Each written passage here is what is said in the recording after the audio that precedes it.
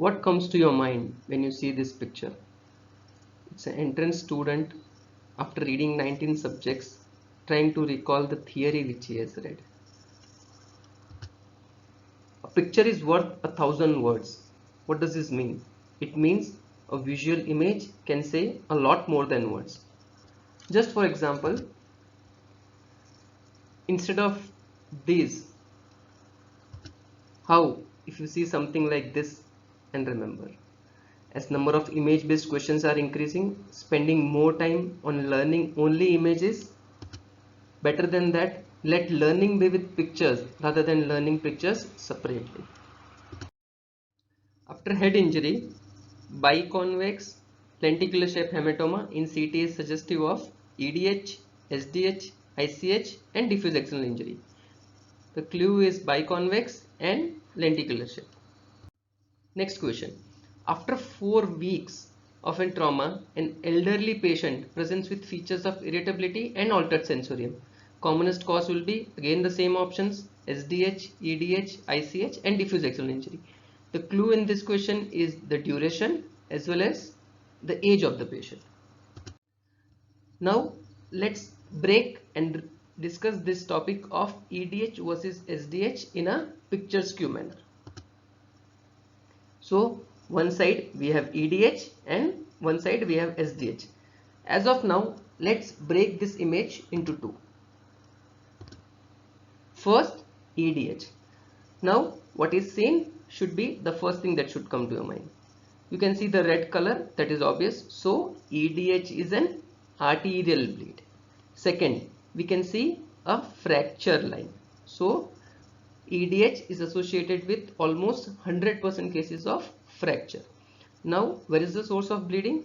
Fracture is causing a tear of middle meningeal artery. This is also one of the questions. So, the bleeding site in EDH is an arterial bleed. That's why it expands rapidly. What is the source? It's a torn middle meningeal artery. One more important point which students get confused regarding the crossing of suture lines. Just remember these two lines. EDH is limited by suture lines, so it does not cross the suture lines. Now let's see the opposite side. As we see the change of color, subdural hematoma, it's blue in color. That means it's a venous bleeding. Venous bleeding, so it's a slowly expanding hematoma. What is the source of bleeding? It's a torn breached vein which causes bleeding. Now dura is attached to the skull, so cannot cross the falx or tentorium. What does this mean? EDH is limited by suture lines because dura is densely adherent to the suture lines. In case of SDH, the blood is beneath the dura, so it is not affected by the attachment of suture lines to the dura. So SDH will be expanding across the hemisphere and it will not be limited by the suture lines. The next slide we'll see with this with the help of a CT scan image. So now we see both of them together, EDH versus SDH. Now the same thing what we have learned with the help of a CT image. Similar, on the right side we have extradural hematoma and on the left side we have subdural hematoma. So now let's correlate what we have learned.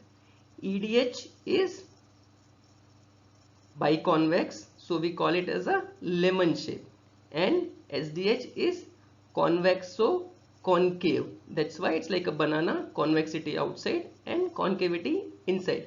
That's why we call it convexo-concave shape. Now the important point what we discussed. EDH is limited by suture lines and SDH is not limited by suture lines. Now let's break this as well and read. EDH is limited by suture lines, whereas SDH is not limited by suture lines.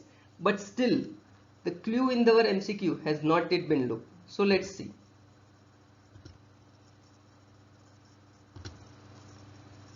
If we replace this lemon with a lens, so it's a lens shape. That's why the synonym lenticular, and it is biconvex.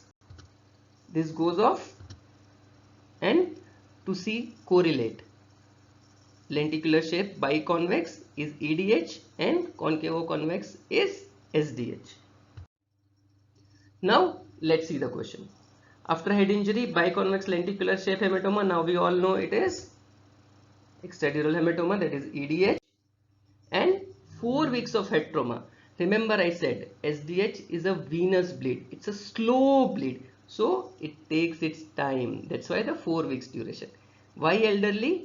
Because there is cortical atrophy, so there is a lot of space between the dura and the brain, and the bridging veins gets torn, so it leads to chronic subdural hematoma.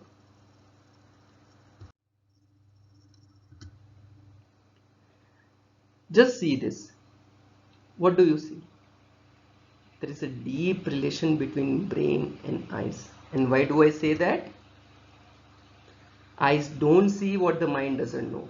If you haven't seen it before, come what may, you will not be able to remember and recall in your examination. So, a picture is indeed 1,000 words.